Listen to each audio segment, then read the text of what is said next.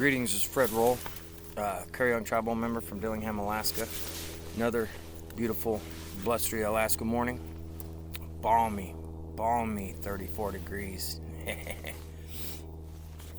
you plan on moving to Alaska, you better fucking mean it, cause it's different. So, waiting to hear back from the tribal council. I talked to Courtney this morning. They're proposing it through the cultural committee, which is that part of it's going to be a process. I was unaware of that aspect of it, but irrelevant. It's more for their blessings, and you know, we'll see what comes of it. I don't know. I haven't heard anything back on the grant stuff that I requested, the information. So, to be determined. Whatever. It's the bureaucratic stuff is one of the reasons I think I might just go full independent and just I don't know, bypass the bullshit, because I'm not trying to sit around for 5 fucking years while they whoever whatever is not the council, but I'm talking the grant bullshit, and I'm sure as hell ain't gonna hire a grant writer for something this simple, going out in the woods with some cameras and talking to some people. It's not rocket science. I don't need a fucking 20-page dissertation on where I'm going, who I'm talking to, and all that shit. It just, what, then they want a thumbprint and draw some blood too? Well, fuck them. So, anyway, what I want to share with you today, Jacob, this was 30 years ago. And this was near Lake Clark, which is north of Iliamna. He grew up watching PBS like most of us did when we had like 1 or 2 channels in remote village, and so he was inspired by Dick Pernenke. There was a PBS show, some of you may have seen it, where this guy just goes out in the wilderness with hand tools and builds himself a cabin and stakes his claim to the land and lives there for till his 90s.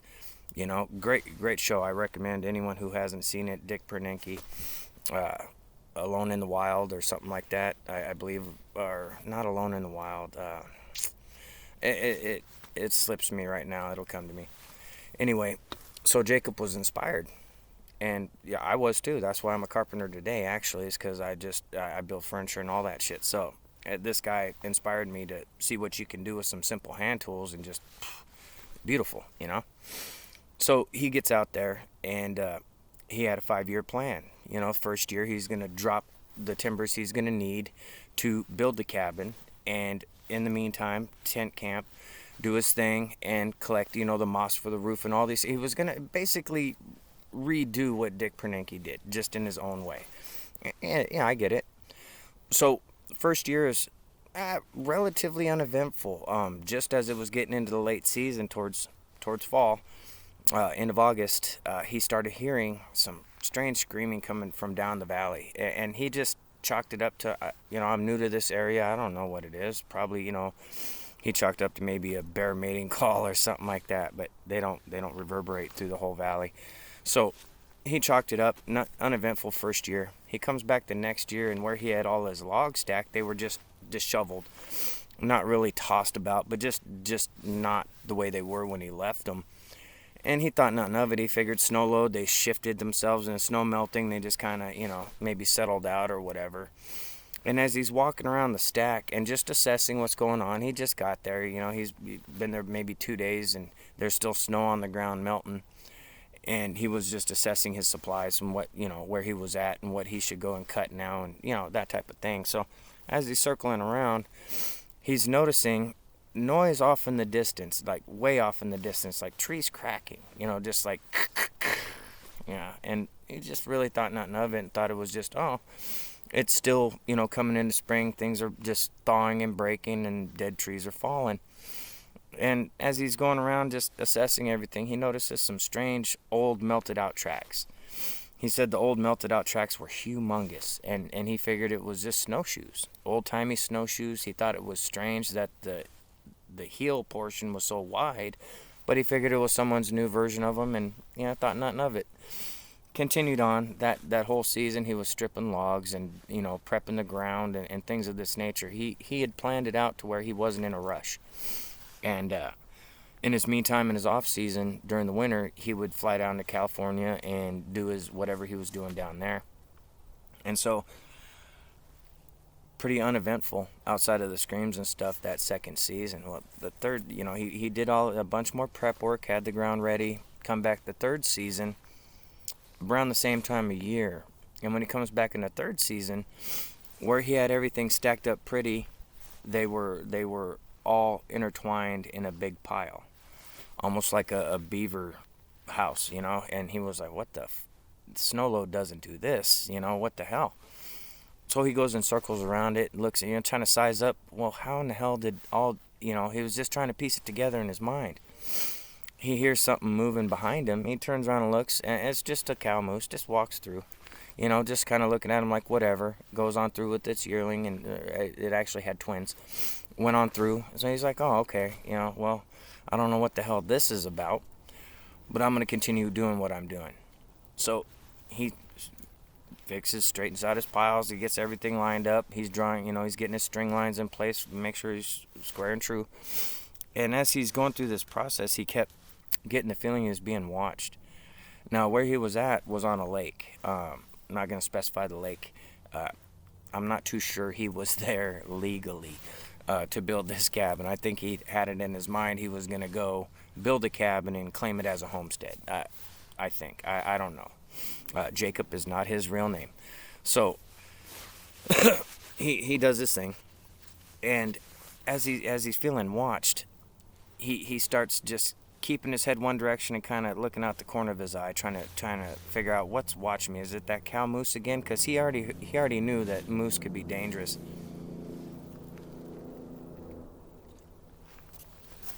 Sorry about that.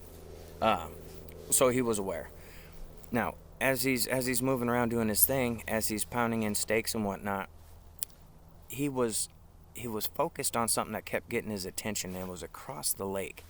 And when we get to this back corner, when he was sighting to the other corner, he saw something on the lake shore just kind of bobbing in behind a tree. It almost looked like a tree behind a tree moving, but it was at a distance he couldn't quite make it out, which really, it intrigued him. He was like, "Why is that one tree moving?" Yeah, whatever, right? Well, that's not an uncommon thing.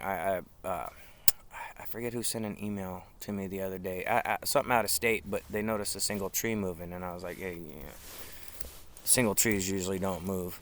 But anyway, so something similar was happening to him, but it wasn't no tree.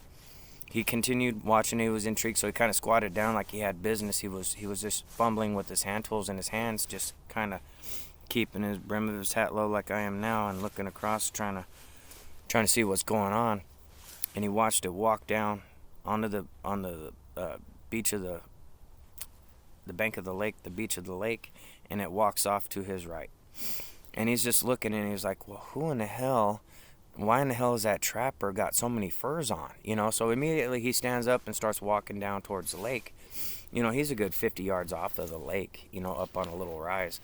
And he starts yelling, "Hey, how you doing? Hey, I'm over here." And, he wanted to be friendly. He planned on being there forever. So, if there's a neighbor around, hey, he might need that neighbor at some point. You never know. And this thing just ignored him and then went off into the trees once he got down to the beach of the lake and started, really hollering and trying to get his attention. This thing just cut off into the trees in silence. So I was like, "Well, shit, what an asshole. All right, I see what kind of, maybe he's a recluse. I don't want to push him. I don't want to get shot by some weirdo in the woods." So he goes back to what he was doing. Roughly a week goes by, and he's got most of the walls of the cabin up. He had been working hard, 16-hour days, because our daylight lasts forever, especially this, that time of year. It just gets lighter and lighter until June, and then it tapers off slowly. So as he got the 4 walls up. He goes where he was camping was more close to the lake shore because he was expecting supplies to get flown in. Now, again, this cabin was set back from the lake on purpose, so those people bringing him supplies from the other direction, he was hoping wouldn't circle like they wouldn't, for windage to land. You got to land into the wind. Anyway, he was hoping they wouldn't notice it, because he something within him told him he probably shouldn't be. It was probably state land, and he shouldn't be doing that. But he had a sense of adventure. I'm not sticking up for the guy. I'm just telling you what he told me. So he was down at his tent. He was expecting supplies any day, and he heard the drum of a plane off in the distance, the drone, and he can hear it echoing through the valleys. And so he knew it was probably about an hour away. So he decides he's going to cook up some lunch, and he's, going to treat the pilot to some lunch and be on his good side. Maybe he'll just, don't, there's no cabin over there in the woods. It's my tent here, So he starts cooking up some fried spam. Always a delicious. Oh, hold on. Give me 1 second.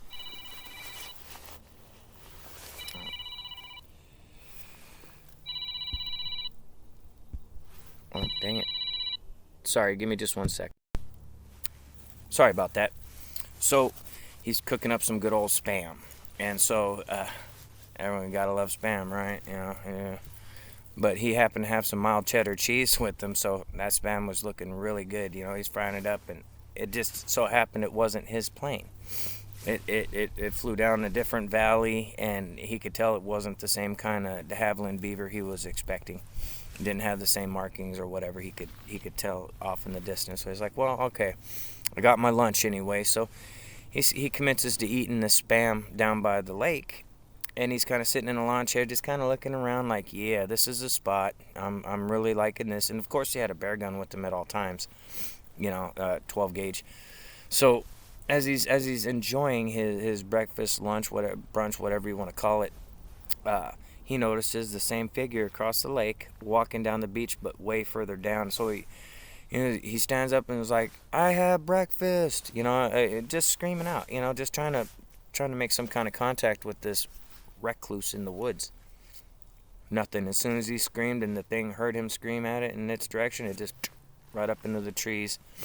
And this time he heard it smashing, going like almost straight up the side of this mountain. Now, if anyone hasn't been to Alaska, we have some mountains that don't just gradually go up. We have some that just shoot straight up. Pioneer Peak over here is an example. But these mountains aren't quite as tall, and so there's a lot more greenery on the sides of it. Well, it's at a pretty steep angle, and he heard it just breaking stuff, and then he's seen it get above the tree line and then cut back in a different direction and then out of sight. So he's like, well, damn, for one, he got up there quick, and for two, what is he breaking stuff for? He's probably mad at me. I better just stay to myself. Goes back to go to work. When he gets back over there, part of the cabin had been twisted and pushed over some. So all his hard work, something had come and just shifted it and leaned it onto itself. So imagine a cardboard box, and then twist it with the base still, twist that thing, and then lean back slightly. That's not an easy task. This guy was using, probably 60 penny, spiral shank, stakes to keep things together. And he just, something was off in him. Like he instantly recognized within his spirit that something ain't right here. So he reassesses what he's doing, and so he decides he's gonna get a pack together, and he's gonna go hike these trails he's noticed over the time he's been there that he never kind of adventured on. He's gonna go check them out, and the one particular one he was interested in was a game trail that was narrow but well worn. And so he goes, he picked that one, and so he got him some provisions, had, in case he had to make a stake camp or something. He was ready to go. So, excuse me. So he starts his journey. It's not even quite the middle of the day yet when he starts on this journey. So as he's cutting back the trail, he's really paying attention to his back trail, so he knows his way out. He wasn't using marker tape or blazing trees or any of that shit, because it was just one trail that he could see. And, if you're on one trail and there's no others, common sense would tell you turn around and go back the other way of the trail, right? So he gets back up in there a ways, and he notices a little bit of a valley that he was walking back in had these little draws that kind of cut up, and then there was a little bit of a rise through like a pass, and it would go on to another valley, he assumed. So as he's doing this hike, he's about an hour in, and he's made pretty good progress because he's humping along. He's not really paying attention to his surroundings. He's listening for sounds, but he's mainly looking on the ground for any kind of tracks or anything like that, like boots. He still wasn't sure why his cabin had been shifted, and he wasn't necessarily scared. He was concerned. He was impeding on someone else, so he wanted to, hey, I'm sorry, I'll get rid of this shit, I'll go somewhere else. He had a long-term plan. He was accepting of the fact that he may have stepped on some toes, and he would have to, you know, do something else about it. So as he's going up this game trail, he notices as it starts going up to the what would be a pass, it had some kickbacks to it, and the way the tundra had kind of above the tree line kind of had these little steps almost. And so he was like, oh, that's pretty cool. Maybe that'd be a good place to stop and eat some of the leftover stuff spam I fried. He had made sandwiches out of it. So he gets up there and he finds this little spot, and he sets his stuff down and he gets this big sandwich he made out, took a couple bites, had set it down, and he heard some weird noises off in the brush. So he grabs his shotgun and he walks over to go check out the sound in the brush. As he's checking out the sound in the brush, it sounded like a big squirrel, he said. It sounded like a big red squirrel just making a weird chattering noise, but every time he would get into a position to be able to see it, it would kind of move, but it was moving away. And he caught himself following this noise, and he goes, wait a minute, I'm not going to chase this thing. Maybe it'll show itself. I'm going to go back up, eat, and continue on what I'm doing. As he turns around, he had made it about 45 yards from where his pack was with his sandwich. And as he looks back, he notices this brown shape move away out of sight, just over, because where he had come down a little ways, over the rise where he couldn't see, this brown thing went away from him. He thought bear immediately. He was like, oh, shit, the bear got my sandwich. He runs back up there, and all the spam was on the ground, and the bread was gone. And he was like, what kind of bear is going to take the bread? So he's looking for tracks. He's on high alert. Something big and brown just walked away. He couldn't make it out. It was just a brown shape, and it disappeared over the rise. So he gets to looking around, and in some of the mossy stuff, like it's kind of similar to this kind of moss here that we got all over the place that grows. He notices these impressions, and he was like, man, that looks like a foot, and he's just staring at this impression of a foot in this mossy kind of tundra-like material, and he's just like, man, that is really compressed. And he starts standing on one leg trying to see if he can get his footprint to sink as deep, and it won't. And so he's immediately like, well, this ain't good. So he decides, screw this, I don't want to know. I'm gonna go back to where I belong. If they got a problem, they'll come talk to me. He was like, something's just not adding up. Strange squirrely sound, someone's stealing my shit. He felt something was coordinated against him. So he just, and as he's going back down the trail, he comes across a spot where he had crossed just less than an hour earlier, and it was kind of muddy because it was springtime, and there was little seeps and all sorts of little muddy spots and whatnot. A lot of it, long tracks of it, along this path. And for the most part, he would stay off to the side, up on the little grass and moss and shit to get around these spots. But as he was up on this little side bank of this trail, looking down, he notices these huge, similar to the track he saw up. But what concerned him was those tracks weren't there a little while ago when he came by, and now those tracks are heading the direction of his camp. So he's immediately spooked. Like, when I was talking to him, he was super animated. I had to get him to calm. I was like, wait, calm down. He was like, I was fucking spooked, man. I don't know what to tell you. You've been out there in the woods. He was going on about it. So he was animated about how he was concerned. So this poor guy, he gets back down to his camp, and now all the logs and everything, a good portion of them had been pulled off of it. Some were down in the lake. Others, one of the logs was smashed over his tent. He had a big canvas tent. This thing was just smashed over his tent knocked over. Thankfully, he didn't have his fire going or anything like that, because the way it smashed, it was right up against the little wood stove he had in there, and everything would have burned up, you know. So now he's really spooked. He's like, fuck, something doesn't want me here. And so he's like, well, I'm going to pack my shit, and when the beaver comes with my supplies, I'm going to have him just take me out of here. And so he sits there contemplating, man, what am I going to take with me, you know? He spent a lot on the wood stove, so he's getting that out down onto the beach, and he's salvaging what he can. There's nothing wrong with the tent. It was just knocked over, but he was spooked, you know. He's running around trying to figure out, you know, what's really going on.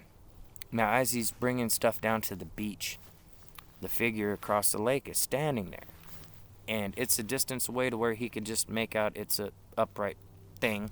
And he just assumed it was a guy in a fur coat. Because he said he could see the nose, but everything just seemed off, like not quite human. So he happened to have a little a monocle scope, little spotting scope that he had brought with him for his hike up the trail. He brings up that little spotting scope, and then it dawns on him what he's looking at. He said it was like Cro-Magnon, like a Cro-Magnon-ish brow, Native American looking in the face, flat, broad nose, and it was like to him at that point, the way the light was hitting it, it looked like a very light charcoal gray in complexion. Again, hair free around here up to above the brow, and very, very thick looking beard and like mustache looking thing. And so he caught himself just staring at this thing, and he was mesmerized, like, what the what am I really looking at? He was trying to absorb it and kind of make sense of this shit. Well, as that's going on, he hears movement directly behind him, like within feet. He hears and feels a presence walk behind him. So he's froze up. He's still got the shotgun, but it's slung over his shoulder. So he does a very slow and methodical turn and looks, and it was just a bear. It was probably about a 4-year-old male. Just walked by like, "What up, dude?" You know, no aggression, no nothing. Just on its business. He just happened to be standing there, and the bear walks on by. So the bear distracted him long enough with the oh shit factor, and then he gathered himself because he realized the bear was just about the bear. It wasn't worried about him or his camp. It just walked down the beach like it was just another Sunday stroll. So he turned back to look, and the figure he was looking at through the binocular was gone. And so he's looking for movement in the brush, sees none. So he's like, okay, I need to calm down. His heart rate was up from the bear, and the bear wasn't aggressive. It was just, you turn around, there's a bear there within feet. You could touch its ass as it's walking by. You're going to be nervous. I don't care who you are.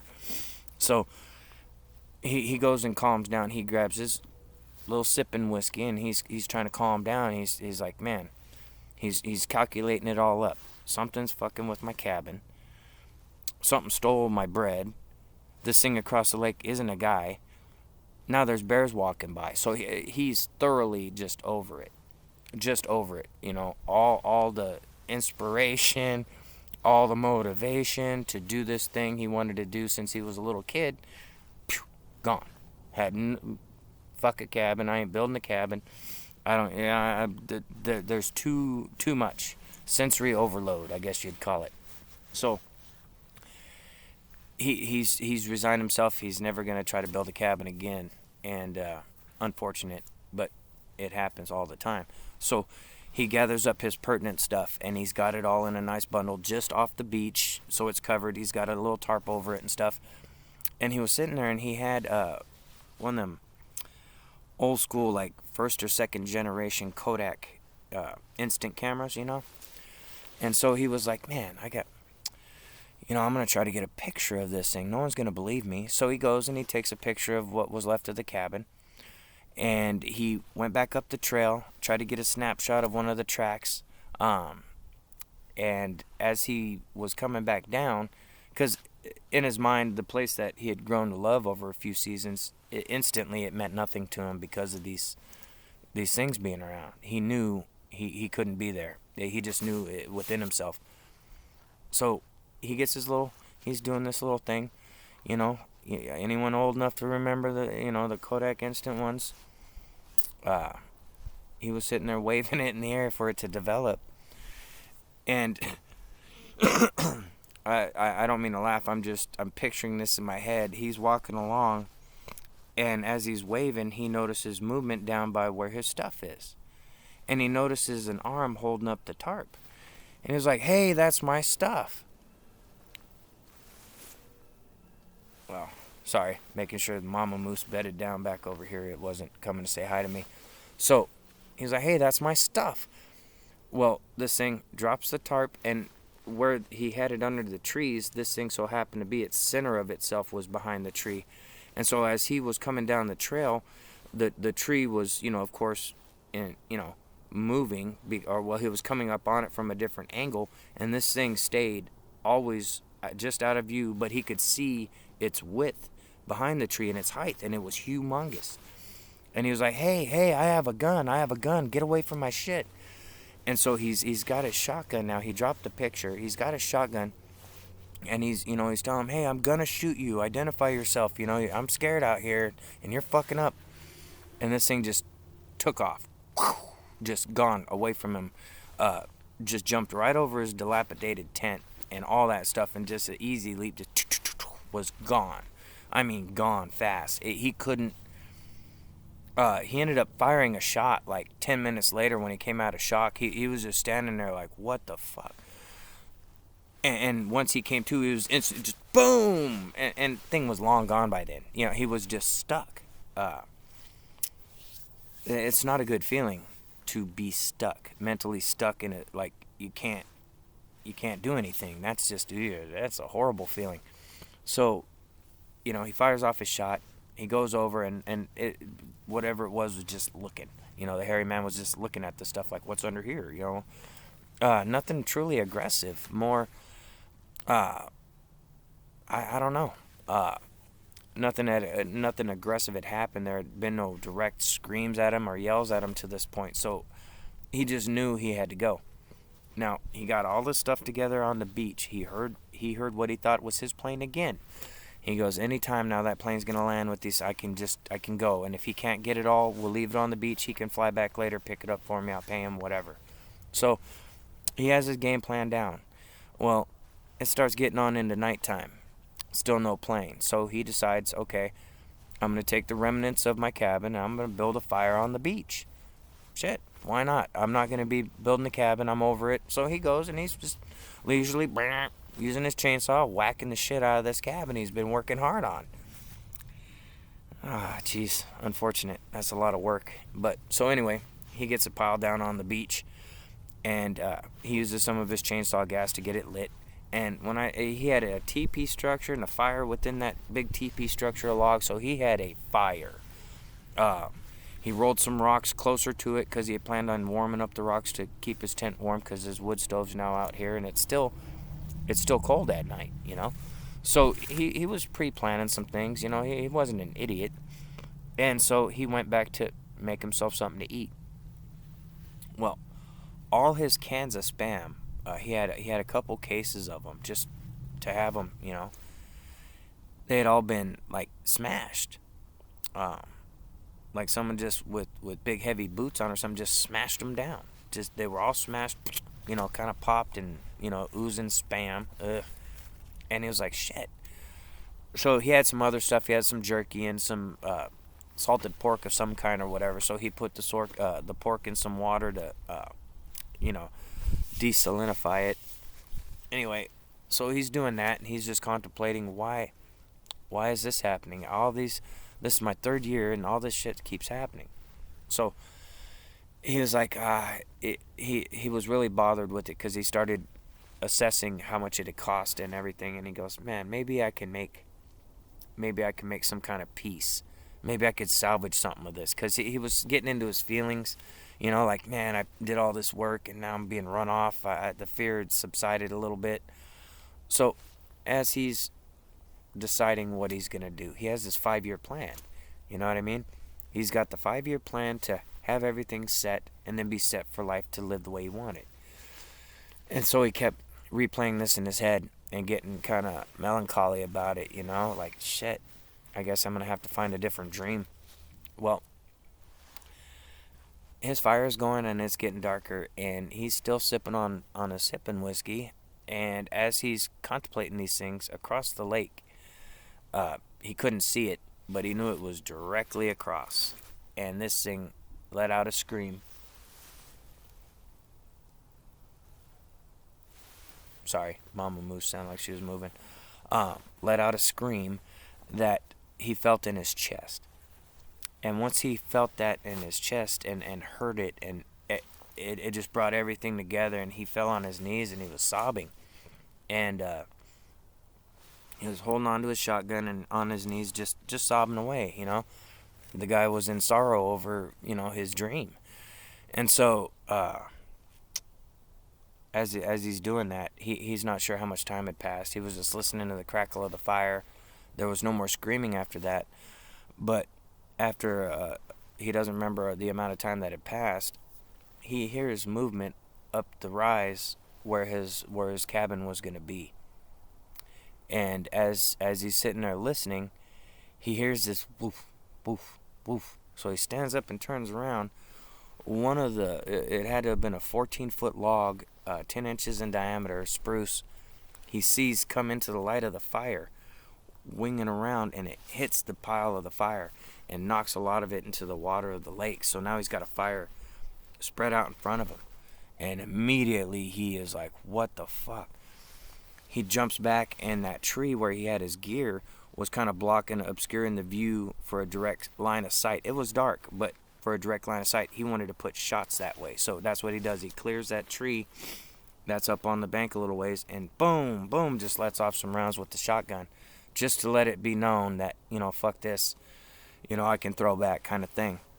Well, he reloads, and he goes over to his tent. He gets out a box of ammo, and he's stuffing all the ammo he could fit, because he brought a lot of it.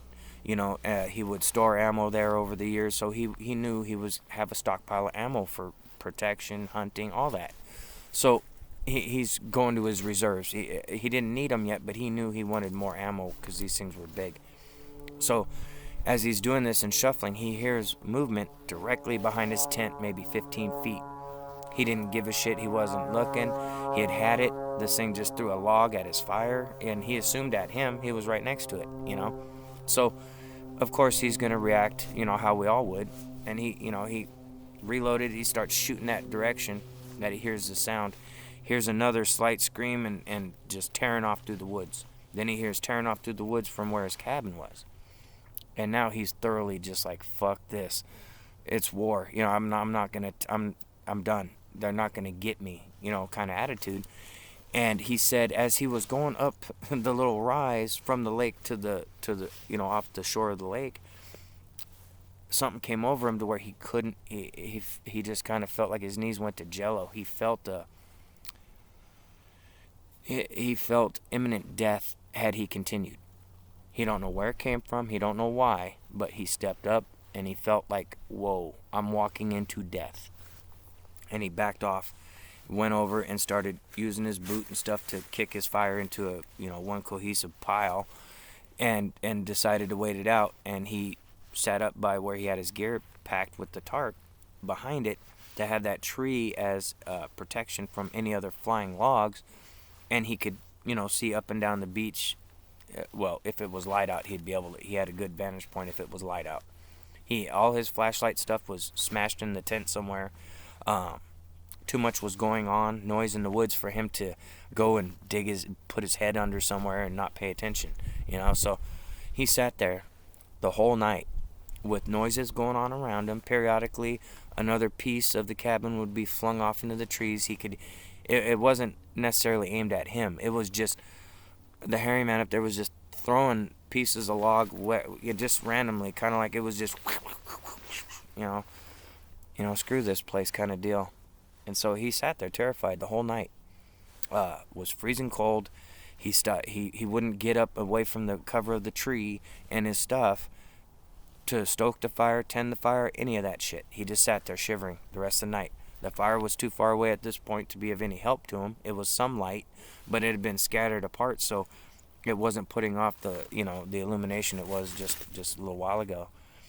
And so as it started getting lighter, and the sun was just about to poke over the mountain, he heard the drone of a plane. And so he's like, this has got to be my flight. So he's instilled confidence. He actually stands up. It's hard for him to move. He's stiff, cold, kind of shivering, shaking. He's like, come on, be the plane. And he sees it's coming down the valley, and he goes, okay, I know that's my plane. There's the only one that's coming. And so he's rejuvenated. He's got his blood pumping, and during that time he was sitting there, he was assessing his pile of stuff he was taking. Well, his pile got real small real fast once the logs started flinging. So the plane ends up circling around, comes back around, and lands and immediately powers up to come towards the beach. Normally they come in slow. Well, in the Beaver, he was coming towards, and then he turned, and as he turned, he killed the prop and let his momentum turn him around, so he was facing away from the beach. And so Jacob goes out in his boots and helps stop the plane from banking out hard and all that kind of stuff. And the pilot hops out. And the pilot goes, "You need to get your shit on the plane. What do you take, and make it quick?" And he goes, "What?" And he goes, "Hey, there's some things just over this rise. Big things. I don't know what the fuck they are. Get your shit, get on the fucking plane, or I'm leaving you."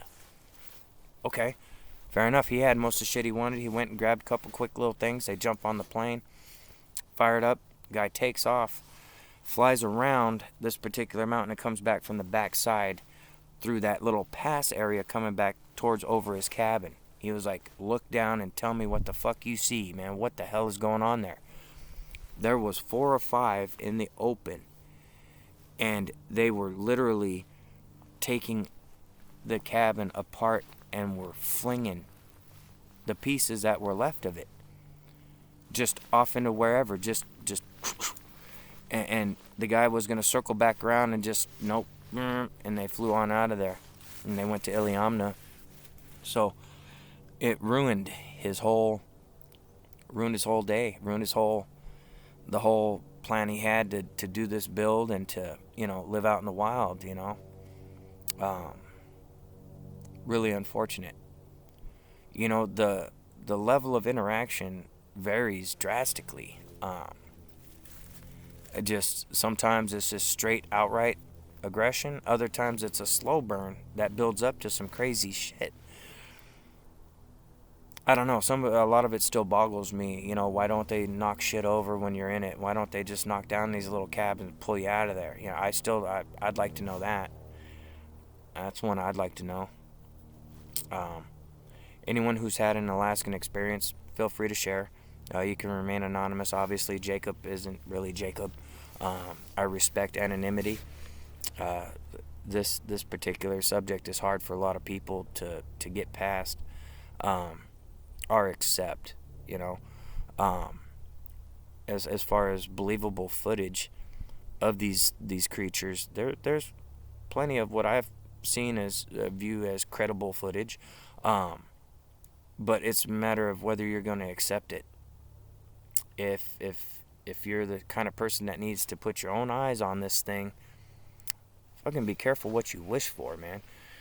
You may not want that. But anyone wanting to share their experience, feel free to email me, AlaskanHairymanProject@gmail.com or NoComp907@gmail.com. More information to come on the documentary. It's looking... I have participants already that are Native elders. I was looking for the organizational entity of it for help with the grant stuff, and I don't know what that's going to involve. They got to take it to a cultural committee and then some other stuff, and it's like, if it becomes too much of a hassle, I'm just gonna do it alone. I'm not trying to wait around for years for a silly grant with cost matching and restrictions and bullshit. I'm the kind of guy, I want to get it done. I'm gonna figure out a way and fucking get it done. Anyone wishing to donate, there's a way in the description. channel description. I have a Cash App for donations. Let's see, missing anything? Hey, thanks to all of you for joining me. I appreciate the support, just kind words. We all grow up with an oral history, and I guess that's why I'm able to kind of retell these people's experiences so well, or at least in a way you guys enjoy. To me, I'm just trying to get the information out there. Be careful in the woods. Yeah, and if you're moving to Alaska, mean it, because Alaska don't give a shit about you. Not the people, the environment don't give a shit about you. You know, when it's when it's 40 below and the wind's blowing, you don't like Alaska so much anymore. Trust me. And I'm from here, and I'm yeah. Anyway, until the next one.